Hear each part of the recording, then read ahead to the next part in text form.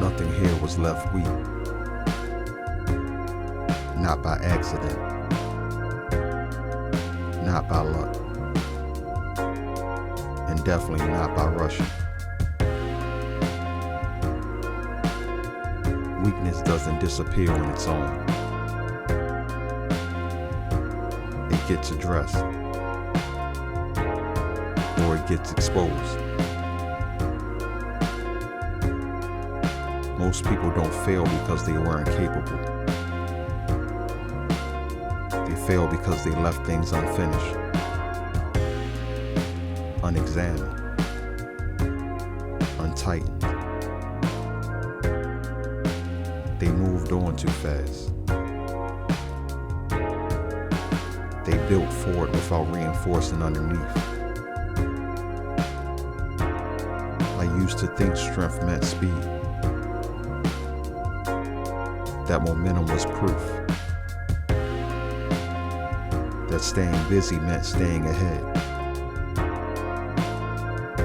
But pressure doesn't care how fast you move. It only tests what you built. That's when you learn the difference between movement and structure.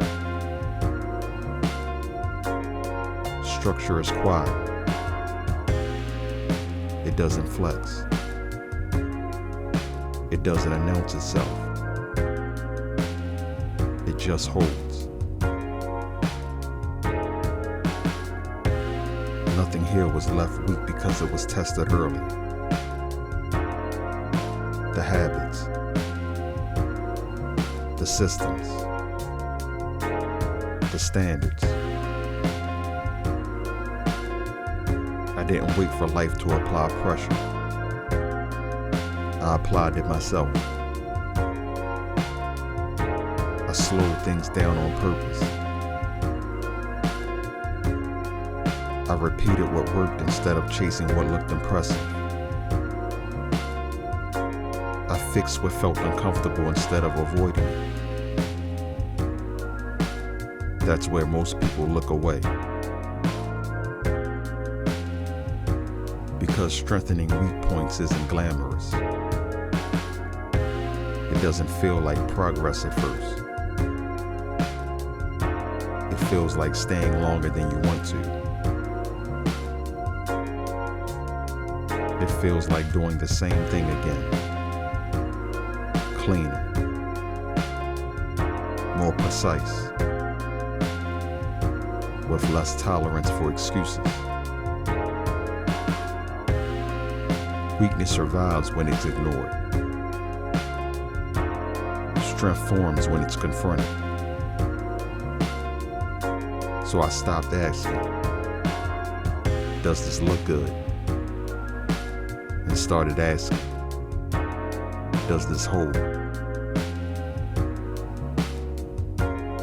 Does it hold when I'm tired?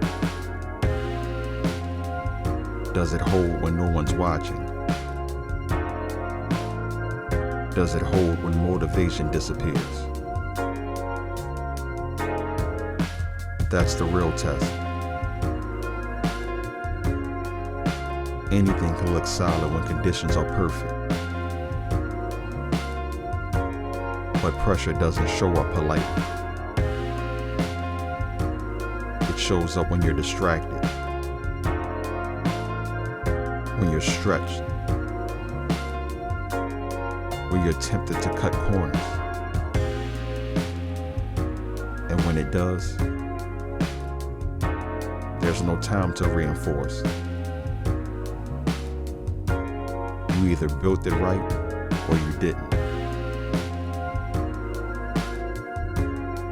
Nothing here was left weak because I respected time. I didn't rush to be seen. I didn't rush to be validated. I didn't rush to arrive. I understood that durability compounds quietly. You don't feel it day to day. You notice it when others start breaking. when their reactions speed up, when their decisions get sloppy, when their identity shifts under pressure.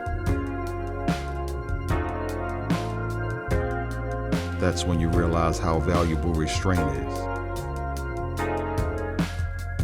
Restraint isn't hesitation. It's preparation. It's choosing fewer things and doing them correctly. It's eliminating excess before it becomes a liability.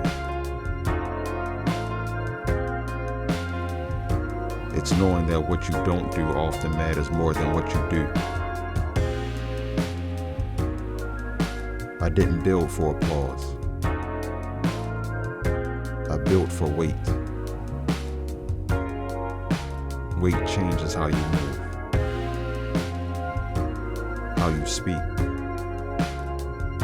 how you respond.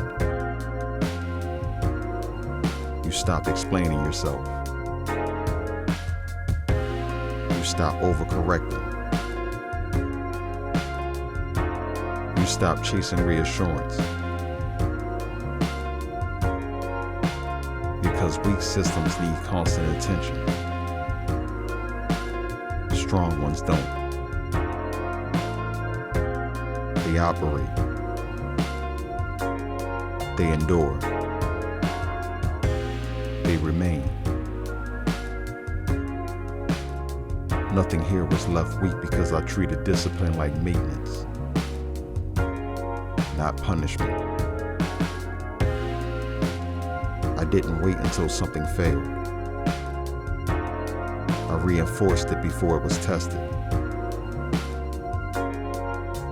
That's what separates calm from confidence theory. Calm comes from knowing what you've built can hold. Confidence comes from not needing to prove it. And when pressure shows up, because it always does, there's no scrambling, no panic, no performance. Nothing here was left weak, just execution. This is Ritual POV.